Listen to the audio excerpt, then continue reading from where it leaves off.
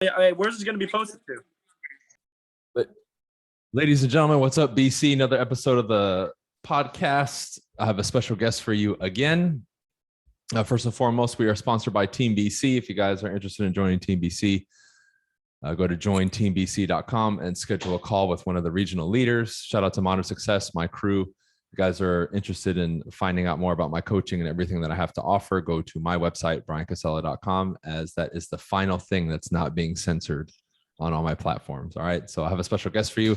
We're bringing on Kyle, who's from the great state of Washington. I'm going to let him introduce himself and then we'll get right into it. What's up, dude?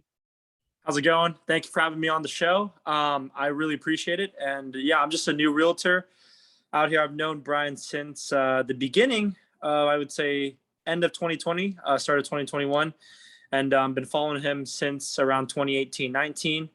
Really good stuff. And he's probably the main reason why I'm, at least getting a good start in this business. How old are you, dude? I'm 18, man. You're 18. And you said earlier you had just gotten licensed, what, a month ago? Yeah. My cap resets on September 1st. Wow. So literally a month. And you said you had already put 6 transactions together? I had 5. And then right now, right before we talked, I got another one under contract, mutually accepted right now. So. Okay. The cool thing, and I'm glad you brought that up earlier, right? That was one of the main reasons I wanted to bring you on. You've put a lot of things together in a sentence that to most people would seem impossible or like, whoa, right? Your age and how many transactions in such a short time. Can you unpack that for people, dude? Because like if anybody's listening to this who's entrepreneur or real estate and they're under the age of 30, they're going to listen to that and think it's bullshit, or what the fuck? Like he's 18 and he put 6 transactions together in a month. Like that's impossible. Somebody fed him leads. Like how did that start and come about? Because for, again, a lot of people do, that's just going to seem so far-fetched that they're like, what the fuck? Well, I'll be honest with you. When I was 16, 17, I was an unlicensed assistant. I did cold call then. Mm-hmm. And then when I first started learning how to cold call, I searched up videos, how I found you basically. So it's not like, I just knew real estate for a month. Like I kind of knew how to prospect and I shadowed other agents as an unlicensed assistant. I did all the dirty work. And then I got the ropes and learned kind of the transaction and the whole process. And the hardest part, I'm sure we both agree on this, is getting the client to work with you, getting someone that, that trusts you and their real estate needs, which is my main focus. But no, this is kind of normal to me. When I was doing unlicensed work too, I set around at least 3 to 5 listing appointments every week, at least. So you go through 4 weeks in a month, and that's at least 15 to 20 listing appointments. And if you're not closing 80% of those, then you're just doing something wrong at that point,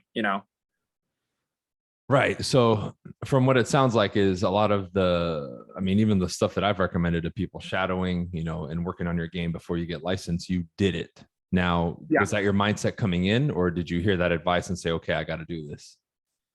Well, be honest with you, in high school, I had bad grades. I wasn't going to go to a college, even if I wanted to. The only way I was going to get in was playing tennis. But the problem is I didn't really have a plan or an action. So I told myself, I'm going to give myself a gap year, see how it's going to go work out, and then make a decision then. And I didn't really have another choice in my mind. This is literally what they told me, Brian. They said, hey, all you got to do, you got to get on the phone, and all you got to do is just to get a client to work with us, and I'll pay you. And I'm like, it's not that easy, is it? Like, and they're like, oh, well, people are really scared of rejection, XYZ. I'm like, it's a numbers game. As long as you continuously calling every day, whether it doesn't matter if it's 1 hour or 3 hour or, 30 minutes, as long as you're consistently doing it, eventually something's going to hit. Right. I mean, so that was kind of my mindset going in. I remember my first day, I'll be honest, I don't do this anymore, but my first day, I was so hungry for a deal. I went from literally 8 a.m. to 8 p.m. And out of that whole day, I got 3 appointments that day. But how many numbers did I call? I called around, I'd say 3,000 numbers. 2/3 of them were terrible. And then, so you're left with 1,000. And then out of those, probably a fourth of them actually want to have a conversation with you. Yeah. And then out of those 250, then probably 3 of them actually is interested in just meeting face to face. Yeah. Yeah. So yeah. Wow. That's incredible, dude. So we got shadowing, we got some cold calling, and you know, the unlicensed assistant work. Was there anything else that you did to prep yourself for having such a quick start?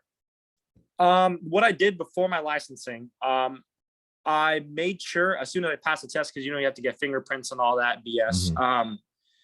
What I did is I contacted my database. I contacted every single person.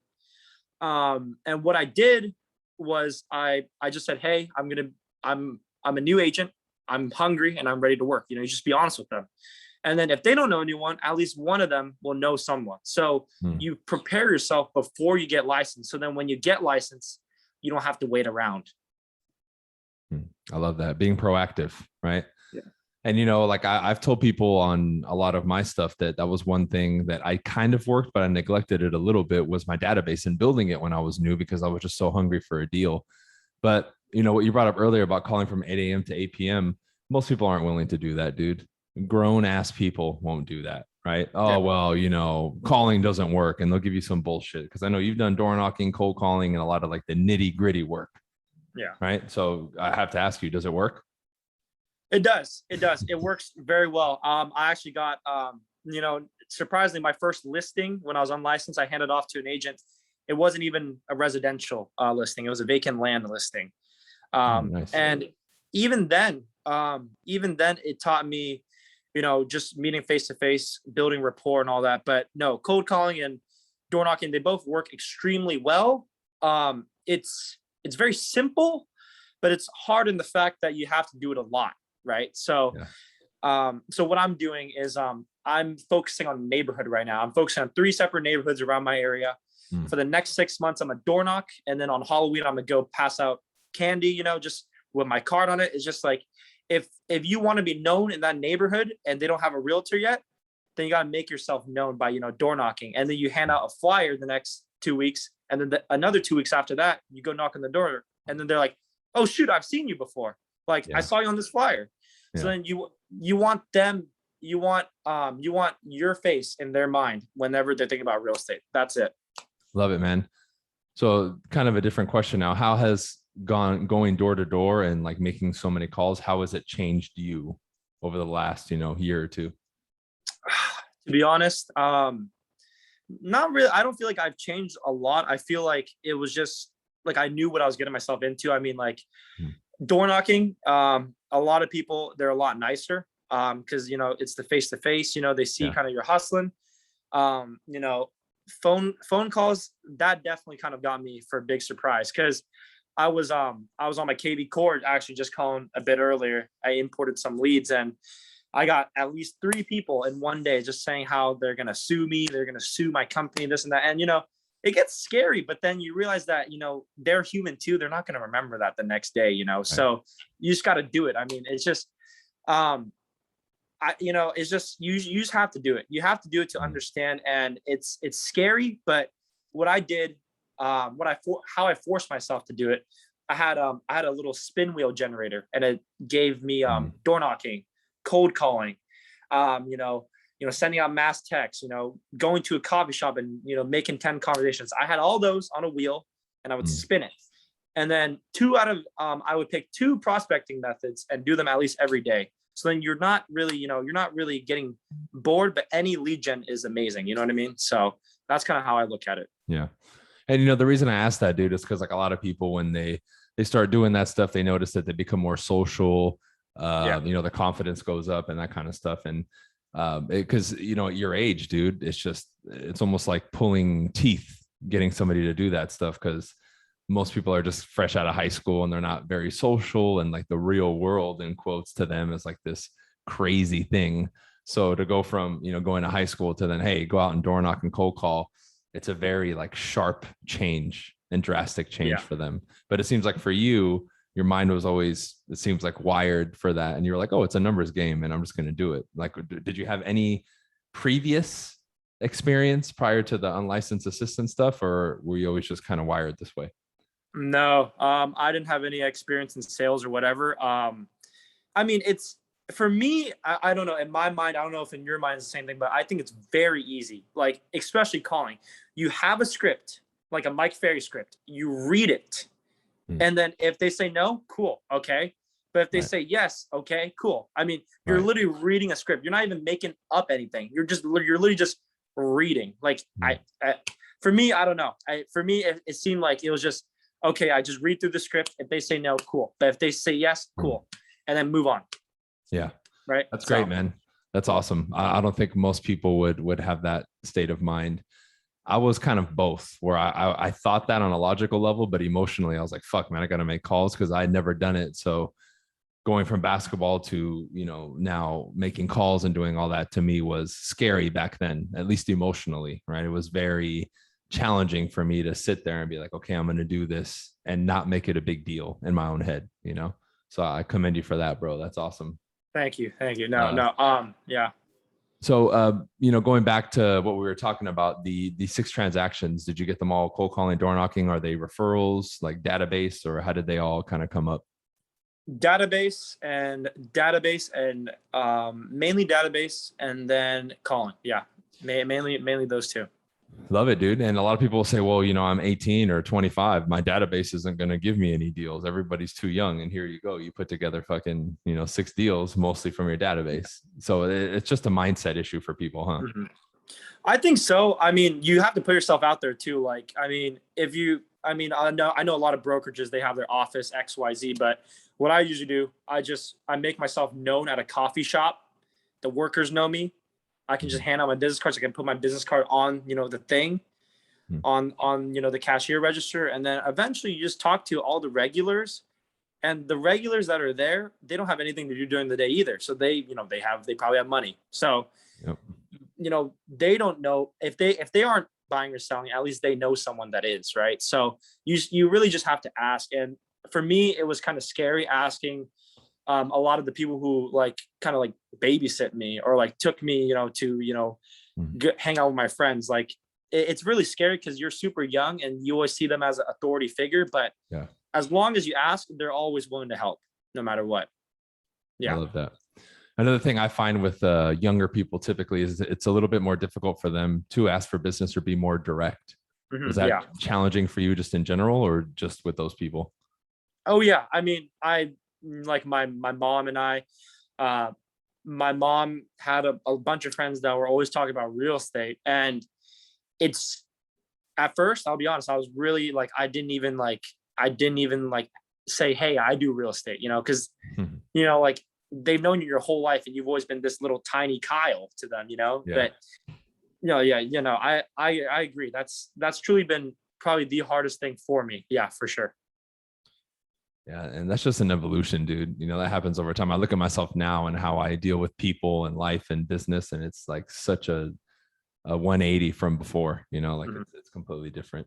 Um, Now, you already do you have team members outside of Washington? Because I know you're in Seattle, right?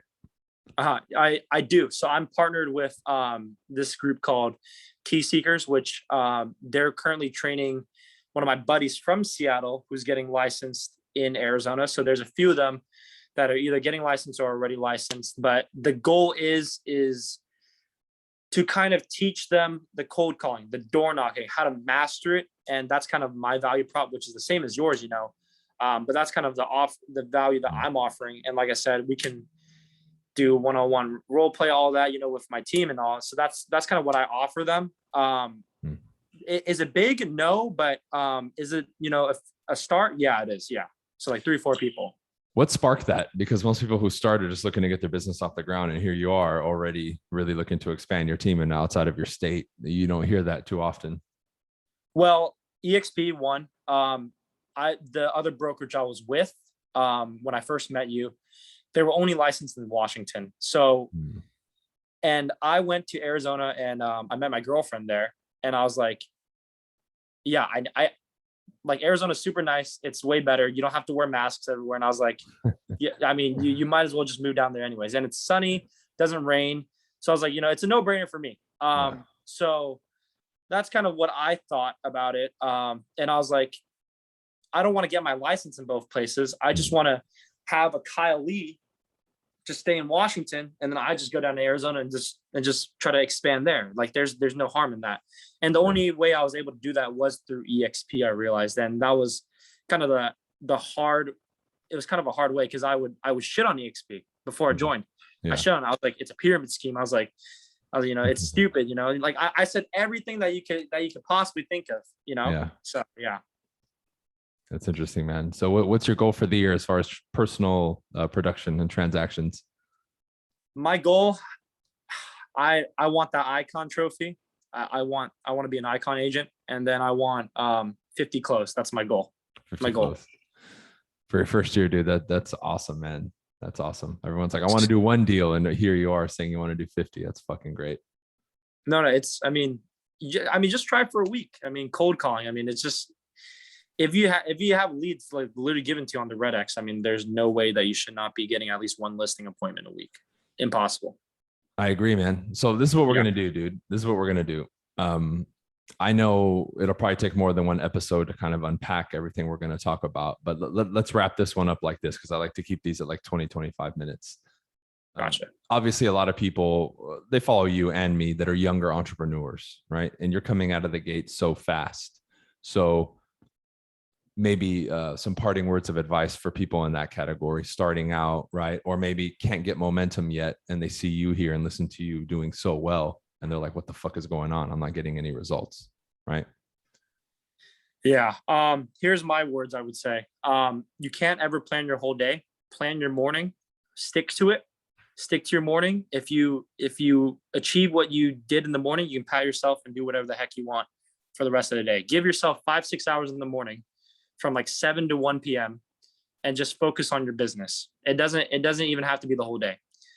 Just keep it short and sweet, but do it consistently. And then our next episode, they can come back, and I guarantee results will already be shown. It's so true. I remember even Mike Ferry saying, prospect from 8 to 12, then go to the beach, just prospect 8 to 12 and get it done. And it's so true, because when I look at most people, especially the ones that still work in the office, if I go in the morning, like they claim they're prospecting, they're maybe prospecting 20 minutes. The rest of the time they're bullshitting, chatting on Facebook. They go to Starbucks. Like they don't even like work. And I'm like, dude, it says in your schedule that you're supposed to prospect 4 hours. I counted maybe 20 minutes, and they're in denial. I'm like, dude, you're not even on the fucking phone.